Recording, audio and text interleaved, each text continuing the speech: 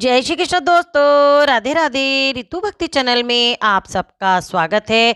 आज श्रीमद् भागवत महापुराण में द्वादश अध्याय आरंभ होने जा रहा है। ध्रुव जी को कुबेर का वरदान और विष्णु लोक की प्राप्ति।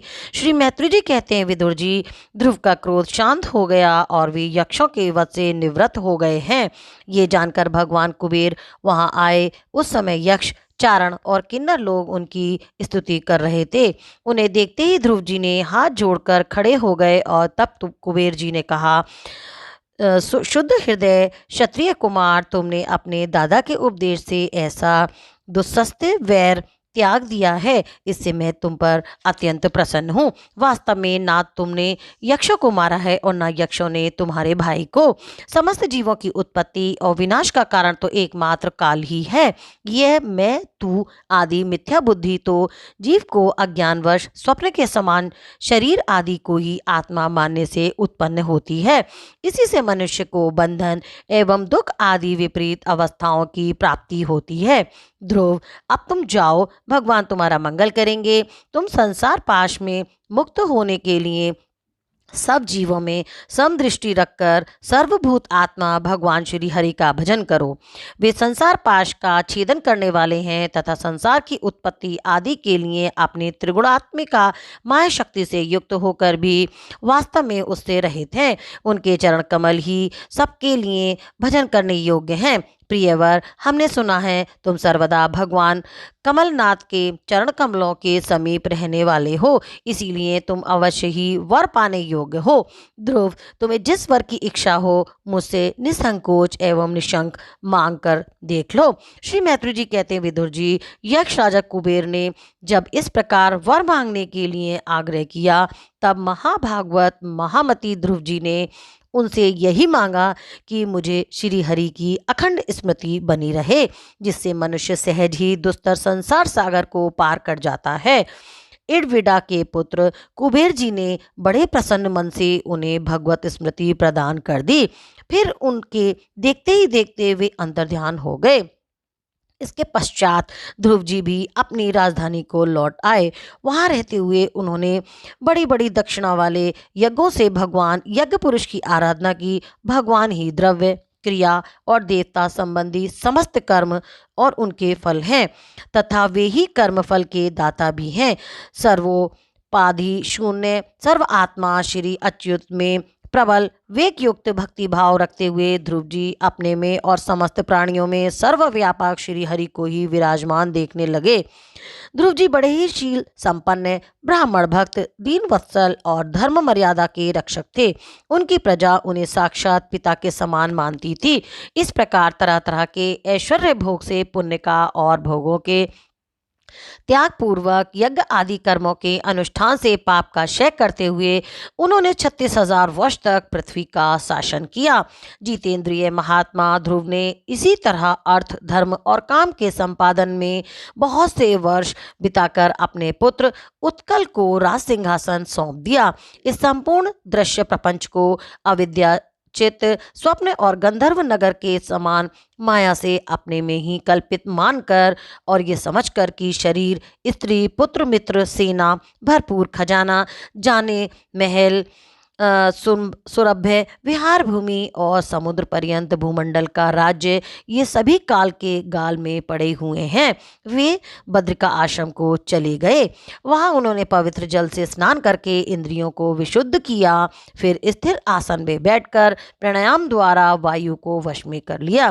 तदंतर मन के द्वारा इंद्रियों को ब्रह्म विषयों से हटाकर मन को भगवान के स्थूल विराट स्वरूप में स्थिर कर दिया।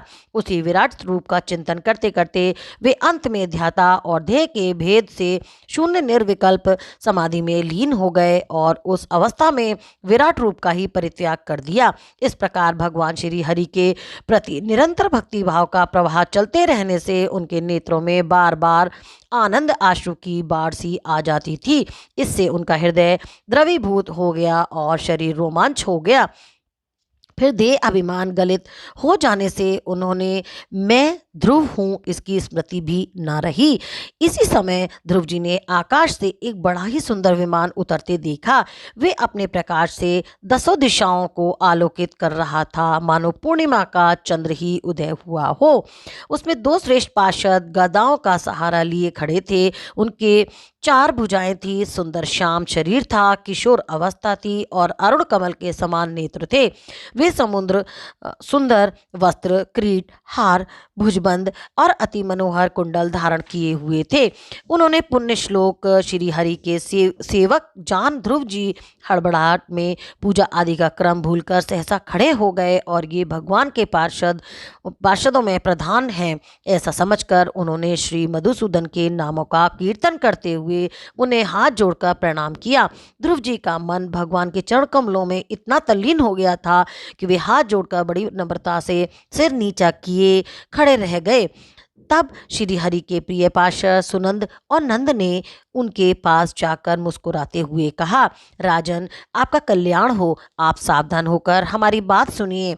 आपने 5 वर्ष की अवस्था में ही तपस्या करके सर्वेश्वर भगवान को प्रसन्न कर लिया था। हम उन्हीं निखिल जगत नियंता सांख्यपाणी भगवान विष्णु के सेवक हैं और आपको भगवान के धाम में ले जाने के लिए यहाँ आए हैं।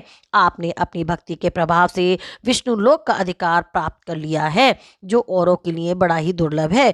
परम ज्ञानी सप्तऋषि भी वहां तक नहीं पहुंच सके। वे नीचे से केवल उसे देखते ही रहते हैं। सूर्य और चंद्रमा आदि ग्रह, नक्षत्र एवं तारागण भी उनकी प्रदक्षिणा किया करते हैं। चलिए, आप उसी विष्णु धाम में निवास कीजिए। प्रियवर, आज तक आपके पूर्वज तथा और कोई भी उस पद पर कभी नहीं पहुंच सके। भगवान विष्णु का वे परम धाम सारे संसार का वंदनीय है। आप वहां चलकर विराजमान हो। आयुष्मान, ये श्रेष्ठ विमान पुण्य श्लोक शिरोमणि श्री हरि ने आपके लिए ही भेजा है। आप इस पर चढ़ने योग्य हैं। भगवान के प्रमुख पार्षदों के ये अमृतमय वचन सुनकर परम भागवत ध्रुव जी ने स्नान किया, फिर संध्या वंदन आदि नित्य कर्म से निवृत्त हो मांगलिक अलंकार आदि धारण किए। बद्रिका आश्रम में रहने वाले मुनियों को प्रणाम करके उनका आशीर्वाद लिया। इसके बाद उस श्रेष्ठ विमान की पूजा और प्रदक्षिणा की और पार्षदों को प्रणाम कर सुवर्ण के समान कांतिवान दिव्य रूप धारण कर उस पे चढ़ने को तैयार हुए। इतने में ही ध्रुव जी ने देखा कि काल मूर्तिमान होकर उनके सामने खड़ा है। तब वे मृत्यु के सिर पर पैर रखकर उस समय अद्भुत विमान पर चढ़ गए। उस समय आकाश में दुदुम्बी, मृदंग और ढोल आदि बाजे बजने लगे। श्रेष्ठ गंधर्व गान करने लगे और फूलों की वर्षा होने लगी। विमान पर बैठकर ध्रुव जी ज्यों ही भगवान के धाम को जाने के लिए तैयार हुए, त्यों ही उन्हें अपनी माता सुनीति का स्मरण आया। वे सोचने लगे, क्या मैं बेचारी माता को छोड़कर अकेला ही दुर्लभ वैकुंठ धाम को जाऊंगा। नंद और सुनंद ने ध्रुव जी के हृदय की बात जान ली और उन्हें दिखाया कि देवी सुनीति आगे आगे दूसरे विमान पर जा रही हैं। उन्होंने क्रमशः सूर्य आदि सभी ग्रह देखे। मार्ग में जहां तहां विमानों पर बैठे हुए देवता उनकी प्रशंसा करते हुए फूलों की वर्षा करते जा रहे थे। उस दिव्य विमान पर बैठकर ध्रुव जी त्रिलोकी को पाकर सप्तऋषि मंडल में से ऊपर भगवान विष्णु के नित्य धाम में पहुंच गए। इस प्रकार उन्होंने अविचल गति प्राप्त की। यह दिव्य धाम अपने ही प्रकाश से प्रकाशित है। इसी के प्रकाश से तीनों लोग प्रकाशित हैं। इसमें जीवों पर निर्यता करने वाले पुरुष नहीं जा सकते। यहाँ तो उन्हीं की पहुँच होती है जो दिन रात प्राणियों के कल्याण के लिए शुभ कर्म करते रहते हैं, जो शांत, समदर्शी, शुद्ध और सब प्राणियों को प्रसन्न रखने वाले हैं तथा भगवत भक्तों को ही अपना एकमात्र सच्चा सुहृद मानते हैं। ऐसे लोग सुगमता से ही इस भगवत धाम को प्राप्त कर लेते हैं। इस प्रकार उत्तानपाद के पुत्र भगवत परायण श्री ध्रुव जी तीनों लोकों के ऊपर उनके निर्मल चूड़ामणि के समान विराजमान हुए। कुरुनंदन, जिस प्रकार दाएं चलाने के लिए खंबे के चारों ओर बैल घूमते हैं, उसी प्रकार ये गंभीर वेग वाला ज्योतिष चक्र उस अविनाशी लोक के ही आश्रय ही निरंतर घूमता रहता है। उसकी महिमा देखकर देवर्षि नारद ने प्रचेताओं की यज्ञशाला में वीणा बजाकर ये 3 श्लोक गाए। नारद जी ने कहा, इसमें संदेह नहीं कि पतिपरायण सुनीति के पुत्र ध्रुव ने तपस्या द्वारा अद्भुत शक्ति संचित करके जो गति पाई है, उसे भगवत धर्मों की आलोचना करके वेदवादी मुनिगण भी नहीं पा सकते हैं। फिर राजाओं की तो बात ही क्या है। अहो, वे 5 वर्ष की अवस्था से ही सौतेली माता के बागवानों से मर्मात होकर दुखी हृदय से वन में चले गए थे और मेरे उपदेश के अनुसार आचरण करके ही उन अजय प्रभु को जीत लिया, जो केवल अपने भक्तों के गुणों से ही वश में आते हैं। ध्रुव जी ने तो 5-6 वर्ष की अवस्था में ही कुछ दिनों की तपस्या ही भगवान को प्रसन्न करके उनका परम पद प्राप्त कर लिया था, किंतु उनके अधिकृत किए हुए इस पद को भूमंडल में कोई दूसरा क्षत्रिय क्या वर्षों तक तपस्या करके भी पा सकता है। श्री मैत्री जी कहते हैं, विदुर जी, तुमने मुझसे उदार कीर्ति ध्रुव जी के चरित्र के विषय में पूछा था, सो मैंने तुम्हें वह पूरा पूरा सुना दिया है। साधु जन इस चरित्र की बड़ी प्रशंसा करते हैं। ये धन, यश और आयु की वृद्धि करने वाला, परम पवित्र और अत्यंत मंगलमय है। इससे स्वर्ग और अविनाशी पद भी प्राप्त हो सकता है। ये देवत्व की प्राप्ति कराने वाला, बड़ा ही प्रशंसनीय और समस्त पापों का नाश करने वाला है।